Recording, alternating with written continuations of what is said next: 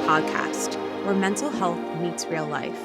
I'm your host, Samantha Ariza, a therapist, an educator, a mom, a speaker, a semi normal human being. Depends on who you ask.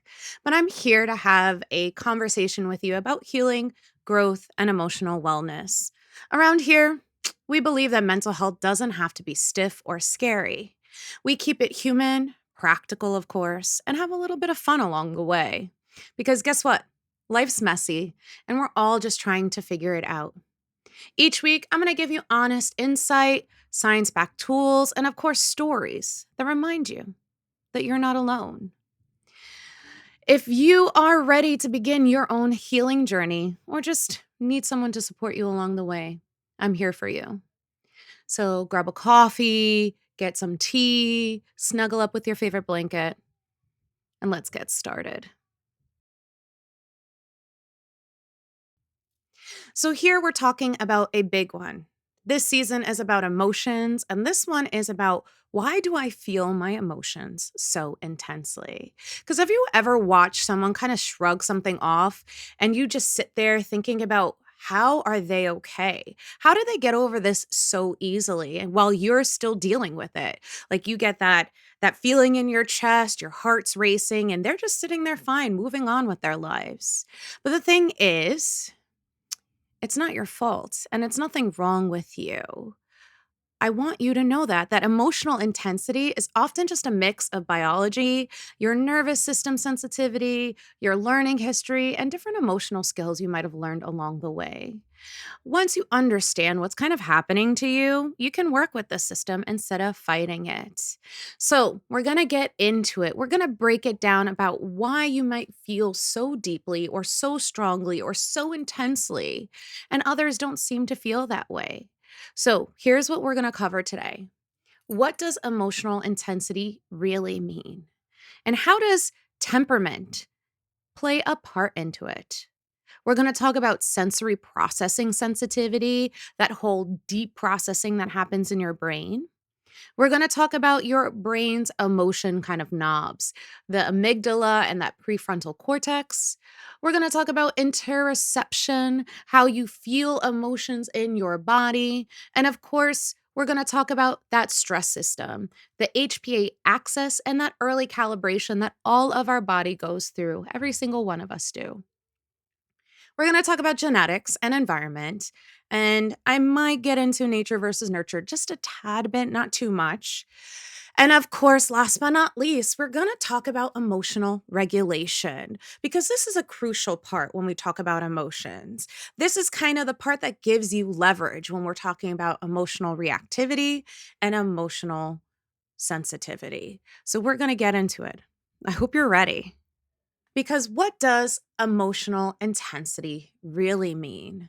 When people are saying that I'm just, sensitive, they often mean a couple of different things. They talk about how their emotional response is activated way faster than those around them, how their intensity may peak higher and that feeling lasts longer. They talk about how they feel it in their body. Maybe they feel a tightness in their chest. Maybe they feel nauseous. Maybe they're shaking. Maybe there's tears. Maybe there's a lot of display if we're talking about it. And we're talking about how it might take longer for their nervous system to kind of return to that baseline. This is not just about personality. This is a lot about measurable things going on in their bodies. We talk about, again, temperament, stress reactivity, their brain circuits, and again, emotional regulation. All of this plays a part in how we feel and how these feelings are shaped within our bodies. So, what is the first key thing we're going to talk about? Is temperament. We see that some nervous systems are born more reactive. And when we talk about temperament, I really think about my kids. I have two girls. One is 9 years old, one is 3 years old, and they are like night and day. I remember with my oldest, when she was growing up, I was always thinking, like, new mom jitters. I was always concerned that I was doing something wrong. And every time she'd cry, I'd like jump at at her to make sure that she was okay. And she was a really good kid. Like thinking about it now, like I was stressing out really over nothing. And not that there's anything wrong with it. My youngest is, you know, the total opposite. The first 3 months were really rough with her. I was trying to figure out what was going on. It was very hard for her to sleep. She would cry all the time. She was feeding all the time. It was just a super difficult time for me. And even though, I had one kid under my belt, it was still difficult. So when we talk about this, we're talking about temperament. Temperament is that baseline for reactivity and regulation. So, what do we see in research that talks about temperament?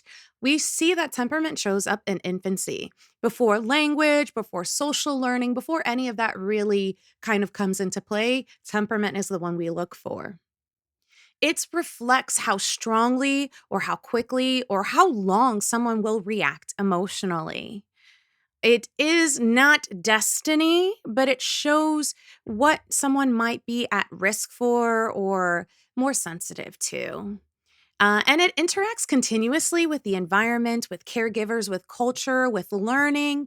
It's something that is constantly evolving. We see developmental research has a long shown that some infants are considered more highly reactive. They strongly respond to novelty, to stimulation, to stress in their life. And this kind of predicts later patterns of sensitivity and inhibition. But what we talk about when it comes to temperament is the work of Alexander Thomas and Stella Chess. They identified 9 temperament dimensions based on studies on children. And these are not just short studies, these are longitudinal studies, meaning they've spanned a long time. From these 9 factors, they were able to kind of put it into 3 broad temperament styles. We have the easy temperament, we have the slow to warm up, and we have the difficult. And this did not explain all of the kids. Like when we talk about easy temperament, it's at 40%. Slow to warm up was at 15%, and difficult was at 10%. So that's not, they weren't able to kind of box all the children into these 3 groups. Easy temperament is just like how it sounds. They're adaptable. They have regular rhythms. They eat, they sleep, enjoy those routines and they go through them quite easily. We see moderate emotional intensity, and they generally do have a positive mood. And this was 40% of the children that they looked at. So 40% fell into this kind of adaptable, regular kind of way. I mean, if I think about easy temperament, it would be my daughter. My daughter definitely falls into that easy temperament kind of place, my oldest daughter. The next group we saw was slow to warm up. They were very cautious with novelty.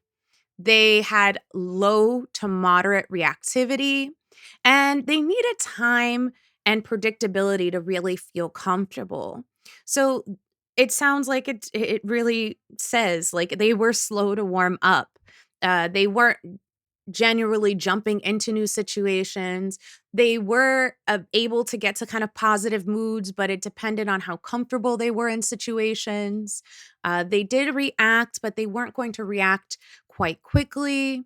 And then we have the last group. And I'm I mean, this group would be where I would place my youngest daughter in this 10%, the difficult.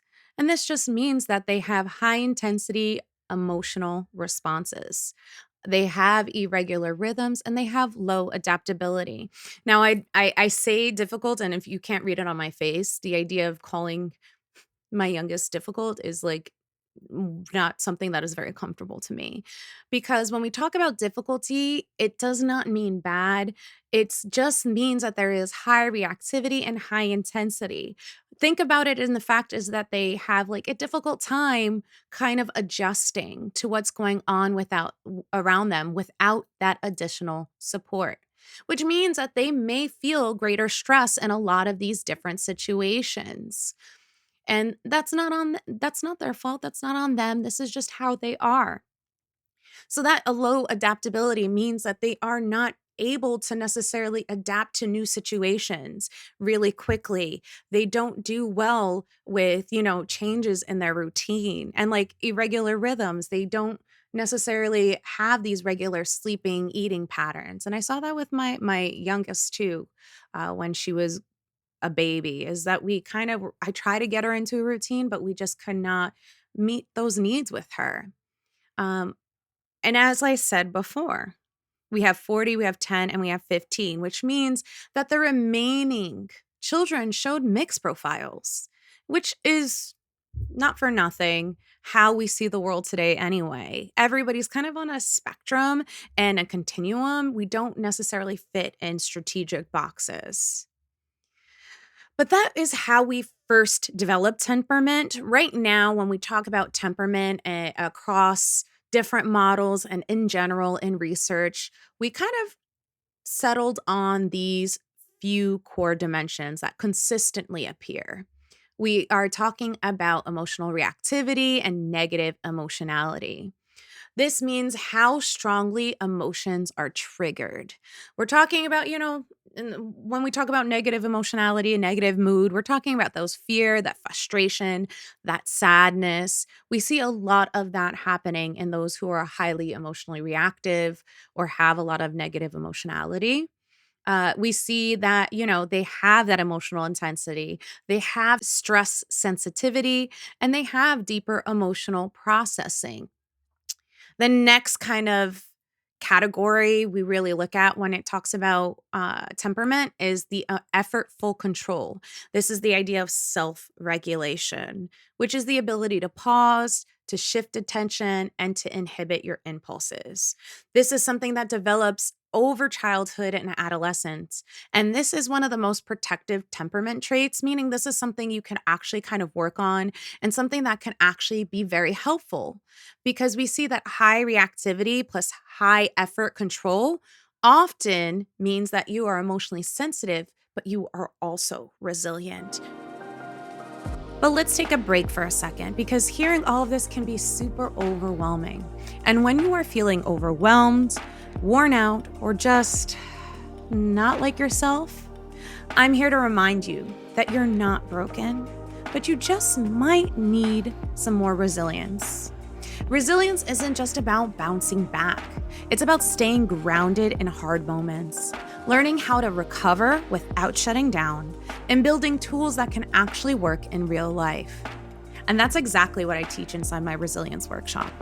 It's a guided, practical program that walks you step by step through nervous system regulation, emotional awareness, and boundaries to protect that oh so precious energy. Without fluff, without toxic positivity. If you've ever said, I just need to get it together, this is your next step. Give me 6 weeks and we can work on strengthening your resilience. All you have to do is head to arizainspire.com resilience workshop or click the link in the show notes to learn more and join the workshop today. We're going to be starting one up in January, so there's so much time left to join. Because resilience isn't something you're born with, it's something you can build. But let's get back to the episode. I want to emphasize with this idea of regulation. This is the one area that you do have some control over. And yes, you may be reactive. You might have a difficult temperament or a highly reactive temperament, but that does not mean that you do not have any control or leverage in this situation. The next kind of category we talk about broadly in temperament is approach versus avoidance. How someone responds to new situations. And new doesn't necessarily mean scary, but new situations in general. Do you react in excitement or caution? There's not a better choice. There's not one over the other. Each carries different strengths and challenges. But overall, this is one of the other key components we look at with temperament. How do you approach things? Do you avoid them? What is your kind of MO in new situations? And then lastly, we look at sensory sensitivity. This is responsiveness to noise, light, and emotional cues. This closely relates to emotional intensity. And I think about like now, I have those loop earplugs, and that's because I sometimes, if I have a lot of noise going on, it makes me stressed out, and I will be quicker to snap at my kids. I will react a lot quicker in situations and not the nicest sometimes. So, having things that help regulate that sensory sensitivity can be super important. And this dimension kind of overlaps with what some researchers call sensory processing sensitivity, which leads us into that next section. Sensory processing sensitivity is that deep brain processing. Again, we talk about sensory processing sensitivities being described as being kind of like highly sensitive, but this is not just about like disliking loud noises and needing your loops. Research suggests many highly sensitive people show deeper processing of emotion and social stimuli. In at least one MRI study, higher SPS was associated with stronger activation in brain regions, including and involving in awareness, empathy, and processing other emotions, especially when viewing emotional faces. In plain language, some brains just don't notice emotional information, but some take not only that information and process it more deeply. This can look like picking up on subtle shifts in tone, picking and feeling charged and changed by what you watched or heard, being more affected by conflict or rejection, and needing more time to recover from emotionally loaded situations. And yes, this can be a gift. It's great to have that higher like emotional intelligence quotient, like emotional IQ, but it also can be very exhausting if you are never taught how to regulate and recover. So, which brings us to the next section of your brain's emotions and how your brain plays a part in how you feel these emotions, because we're going to talk about the amygdala and the prefrontal cortex. Emotional intensity can relate to these brain and how your brain detects and regulates this emotional information. So we'll start with the amygdala. The amygdala helps detect emotionally significant stimuli. This means it can be threats, it can be uncertainty, or it can even be social danger. Basically, the amygdala is going to say, is this emotionally significant or threatening? Research shows that the amygdala detects importance, not just fear. So it's going to take that information and say, is this important to me or not? It responds to uncertainty, novelty, and ambiguity, and social threats. It learns emotional associations rapidly, and it activates before conscious awareness in many cases. So it answers this question: does this matter for my safety or survival? Importantly, the amygdala responds to meaning, not just objective danger. So that's why when we talk about like rejection, embarrassment, or relational conflict, we can feel triggered the same way because our brain has identified these things as dangerous to us. And that's why we have this strong emotional reaction. Your amygdala is going to bypass that analysis and just go with its kind of gut reaction. But that's why we need that prefrontal cortex. The prefrontal cortex helps regulate your responses. It reappraises, it puts things in context, and it chooses action. So instead of that, is there danger? The prefrontal cortex is going to say, what does this mean? And what should I do about it? The prefrontal cortex is not one thing, it's set up in different regions. One of the key regions is called the ventromedial PFC. This integrates emotion with context and memory. It plays a major role in extinction learning. This is the learning we have when we learn that things are not dangerous anymore. So, extinction learning, means that lesson that we learned is no longer applicable. This VMPFC helps signal safety to the amygdala. And we see that damage or underactivity is associated with persistent fear responses and difficulty in updating that emotional learning. The next part of the prefrontal cortex we have is the dorsal lateral PFC. PFC just means prefrontal cortex, if you didn't get that. So, this is involved in cognitive reappraisal. It supports working with memory and attention shifting, and it helps reframe meaning, saying that there's another explanation for this. So, this region is heavily recruited when people intentionally regulate their emotion. So, this is super important. We're talking about emotional regulation. We need this area. This is going to help us kind of leverage ourselves against that emotional reactivity. And the last part that we need to pay attention to is the anterior cingulate cortex. It acts as a bridge between the emotion and the cognition. So it monitors that conflict. It's like, this feels bad, but I know something else is probably true here. So this plays a role in the emotional awareness and regulation. So let's put this all together. When regulation is working well, the prefrontal cortex sends the signals to the amygdala to hold up and calm down. This means that it takes the time to contextualize what's going on. So it's like, hey, amygdala, you need to slow down. We need to get some more information here. This means that once the prefrontal cortex is activated, that body reaction we've been having can decrease. So this is called top-down regulation, but there's some nuance we have to mention. That even though the prefrontal cortex regulates best when arousal is moderate, meaning you're not feeling all of the emotions, that's kind of the big thing. When you're feeling all the emotions, of course, the prefrontal cortex cannot regulate as well. It doesn't do well in those extremes, which means that when you are under high stress, that cortisol and the other hormones may impair your prefrontal cortex functioning. And then that means that the brain is going to shift over their control to the limbic regions and to the amygdala. Regulation becomes harder, not because of this weakness, but because your biology is being hijacked, which means the evidence that individual differences in traits like negative emotion can be linked to differences in threat related reactivity in the systems.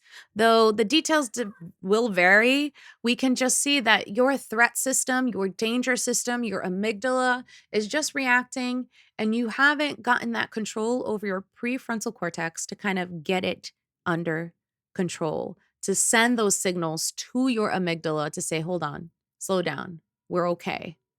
Because again, one thing we do know strongly, and I feel like I've repeated a few times at this point, is that emotional regulation strategies matter the most.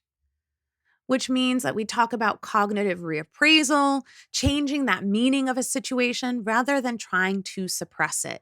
Because research has shown that if you shift towards more prefrontal involvement, you reduce that amygdala activation and you downregulate the negative emotions. Fancy way of saying that when you learn skills that work with how your emotions are generated, your brain changes how it responds. And I know your therapist has probably talked about this with you, but it literally is linked in biology. The idea of calming the body to shift into your prefrontal cortex is all biology. If we can lower that amygdala activation, we can get to that more logical side of our brain. So, part number 5 is called interoception. This is the feeling of the emotions in your body. So, let's talk about it because sometimes your body takes over in ways that are unexpected. Because what we hear sometimes is people describe it as this: I feel everything in my body.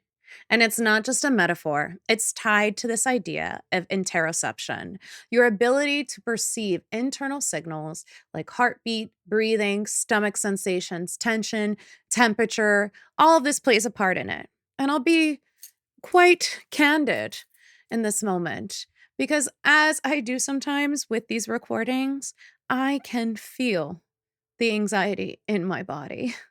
I feel the flush in my cheeks. I feel the heat in my neck. And I don't know if you can see it sometimes. See, If it shows, I'm sorry, I'm red because when I feel things, I do feel it intensely and I feel it in my body.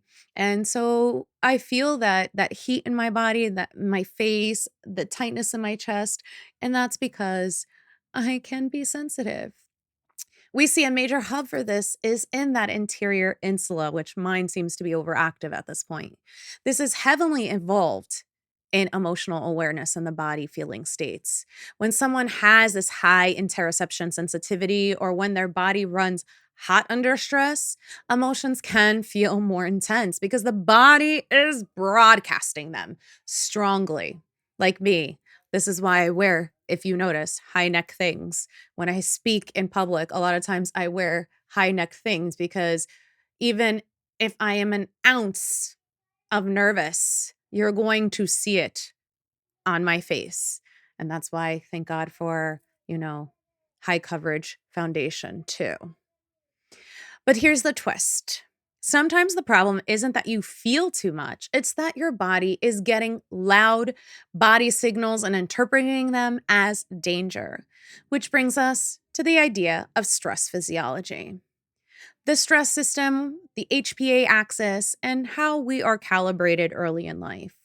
When we talk about the HPA axis, we're talking about hypothalamic pituitary adrenal axis. This helps coordinate cortisol and other stress hormones when the brain perceives threats. Substantial research base shows that early life stress and adversity can shape stress response systems, affecting how reactive we can become and how efficiently we recover from these stressors. If you grew up in an environment where things felt unpredictable, emotionally, socially, or even physically, your nervous system may have learned to stay closer to ready, meaning closer to react. So later in adulthood, stressors that seem super small, that don't seem to bother other people, can feel big to your body because your system is responding from a history of needing to respond quickly. Again, this is that calibration we're talking about. Your hypothalamus, your adrenal system, your pituitary gland have been calibrated to be ready and react in this way, which is that whole nature versus nurture debate, genetics and that environment, and how sensitivity plays a part in both of those things. And yes, I will talk about it just a little bit because when it comes to nature versus nurture in that debate, the answer is yes. Yes, both of them are super important. Both of them play a part and not one over the other. So people often hear there's a gene for sensitivity, that it's in their genetic code, and imagine that this is something simple, which is not. Even like if we talk about metabolism, and having a high metabolism versus low metabolism, it's not one specific gene or one specific part of your DNA that is responsible for it. A lot of times it is a combination of all of the things. So, in reality, research suggests that it's more like this, that biological factors increase responsivity to environments, meaning that yes, your biology may feel some type of way in certain situations, but if you are being constantly exposed to those different environments, your body is going to constantly respond to those environments, which is why that whole nature nurture debate is kind of yes. That's what I'm going to say. Meaning the same person might be more affected by a negative condition and benefit more from supportive ones, but they might not get those either. The idea shows up in frameworks like differential susceptibility and vantage sensitivity. It describes people who are more shaped by what happens around them, for worse or for better. But again, if your biology is playing a part in it, and you are highly susceptible and you're constantly being thrown in it, your body is always going to be ready to respond, just like what we talked about before with that calibration. There have been famous debates around this gene by stress findings.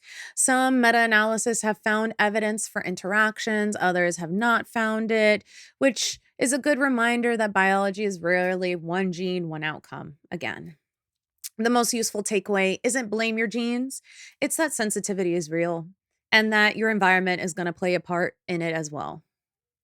Which I want to now get to my favorite part and the part I've been waiting to talk to you about. emotion regulation and what you can do to help change the intensity. Because this, again, is where we have that leverage. Emotion regulation research shows that we can intervene at multiple points in the emotion cycle. What situations we choose, what we pay attention to, how we interpret things, and what we do in our bodies after that emotion hits. If you feel things intensely, your goal isn't to never feel this again. As much as it would be great to say to never feel this again, it's not going to happen. Your goal in emotion regulation is simply to reduce how quickly it spikes, to reduce how long it takes, and increase how safely you can ride that wave. Because we want to build that faster recovery. And that is regulation. That is something that we can train, and that is something that's changeable. I think that's the biggest part when we come to this conversation about emotions is this idea of emotion regulation means I don't feel that emotion. That is completely false. And I feel like something I talk about with clients all the time. Emotion regulation just means that if I do feel something, I know what to do to handle that feeling. And that's what we're trying to get to. That's the goal. So, what is helpful if you feel emotions more intensely? I don't want you to kind of make this like a symptom and start making it like a bodily like problem that you have, this sensitivity. I want you to try swapping the idea of that I am too much for just my system is just highly responsive. That this is wrong and something is wrong with me to something like this is my body just doing what my body does. This reframe reduces that idea of shame, which ironically reduces intensity. Because if we reframe it, it feels different. It feels kind of better and it doesn't feel wrong and bad. I know I've said this a lot of times, but the next thing that you can do is name the emotion more specifically. We'll get this into a different episode and talk about labeling emotions a little bit more. But the reason why it is helpful is because the brain regulates better with that precision. Not, I'm upset, not, I am sad, but maybe I'm disappointed. Maybe I'm embarrassed. Maybe I'm dismissed. Maybe I'm powerless. Maybe left out, anxious, guilty, overstimulated. The emotional vocabulary that we can inject into our daily conversations is going to be supportive to our regulation and how we make meaning in these emotions that we have. Remember earlier, we talked about shifting from body to prefrontal and getting into that more contextualized brain. When we name that body feeling and that emotion we're dealing with, we are activating that prefrontal cortex system, and that's what we want. But before we get there, a lot of times we have to do that body first regulation when the wave is already big. Because remember, we can't get to that prefrontal cortex if it is too big, that emotion, that amygdala is hitting hard, we can't get there.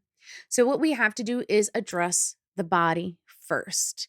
Because once we kind of reduce the body reactivity, the prefrontal cortex can come back in. So we try longer exhales. There's so much research that shows that longer exhales actually reduce that stimulation and help us, whoosah. That longer exhale actually slows down your heart rate, which again lowers that activation in your body.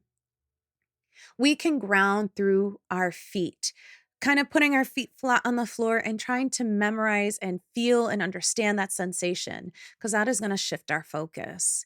We can do that cold water on our face or go outside because right now it's freezing. That temperature shift can kind of bounce you out of this. We can do paced breathing. We can do gentle movements. We can do tapping. There's so many different body things that we can do to kind of snap ourselves out of that amygdala hijack that we're in because we're telling our nervous system that we're safe. Because we know that interoception and emotions are tightly linked. That body reaction and emotions, they're like hand in hand. So working with the body first signals that we're okay. And then again, prefrontal cortex can take over. We want to practice reappraisal. So we want to practice this kind of language shift when we're not flooded, because that is how we are going to feel better and know what to say. Practice makes perfect. Practice helps when it comes to emotional regulation. And reappraisal is not gaslighting. This whole reframe thing is not gaslighting yourself. We are just trying to widen the lens. We're trying to get a different perspective because we're trying to say, hey, is there another explanation of this? What else could be true? What is the bigger context of this feeling? And this strategy has strong evidence in emotional regulation. It is associated with meaningful changes and emotional responding, which is what we're working on. We're not trying to fake ourselves out with what the emotion is. We're just trying to get a deeper understanding. And the next thing we can do is build recovery on purpose. Highly sensitive systems often need more recovery, not more toughness. So we need to protect our sleep because God knows when we don't sleep, it's a mess. I know I'm a mess. We have to reduce microstressors where possible, and we will get to microstressors later on in this season. We want to plan decompression after emotional labor so we know what to expect and how to recoup. A lot of athletes plan recovery, so we can do the same with our emotions too. We want to choose an environment that fits our system, and that's okay. If we are being highly aroused emotionally, we're not going to put ourselves in a loud situation, a bright situation. We're going to chill out first. Because we need to know when it's more than just sensitivity. If emotional intensity is leading to persistent impairment, relationship chaos, self-harm, panic, dissociation, or even feeling out of control, this would be a great reason to get support from a licensed professional counselor. If you need more help, that's what we're here for. Sensitivity can coexist with anxiety, depression, trauma responses, ADHD, so getting another name to it can be super helpful. So if you feel emotions more intensely, it doesn't mean you're broken. It often means your brain and body are just highly responsive to stress, to connection, to meaning, to danger, to beauty, to everything around you at that point. But the most hopeful part is this, that you don't need to become less sensitive to become more steady. You just need the skills, the recovery, the relationship with your emotions that isn't built on shame. So I want to challenge you this week to try one thing. When you notice that wave rising, I want you to pause and say, this is just emotional intensity. It is not an emergency. I want you to then do one body-based regulation step. I want you to name that emotion as specifically as you can. And when you can work with that emotion, when you can name it and work with it, it stops ruining your life. But that's it for today's episode. I thank you so much for hanging out with me, and I hope you found this helpful, inspiring, or just validating. I'd love it if you'd follow the show, give us 5-star rating, please. Or even just leave a review of what you've thought about this episode. And if anything, share this with someone who is dealing with some emotional intensity and may need some guidance on it. If you want some more support with your mental wellness journey, you can head over to arizainspire.com.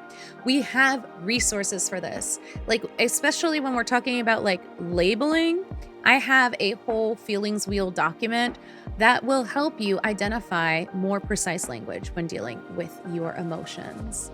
We did talk about even the whole amygdala hijack thing. I have a course called Emotional First Aid that deals with how to get back into your body and stop that emotional intensity. But of course, don't forget to follow along on Instagram. Instagram is where I give those daily tips on how to help regulate and deal. We're also on TikTok and Facebook at Ariza Inspire Co. And that's where we will keep this conversation going. I just want you at the end of the day to take care of yourself.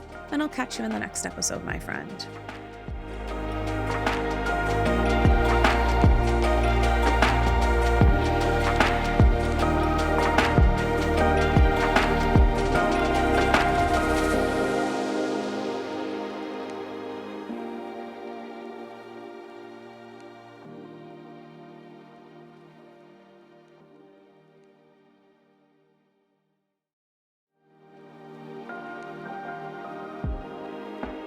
Can't wait for next week? Here's a sneak peek of the next episode on the Ariza Inspire podcast.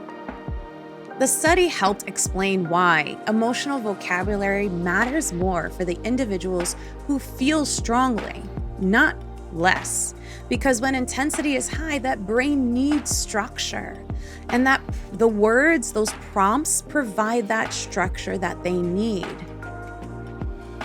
Because when we mislabel, like I'm anxious instead of I'm ashamed, or I'm just sad versus I'm feeling just overwhelmed, we engage the wrong pathways. We have prolonged activation and we fail to calm the nervous system.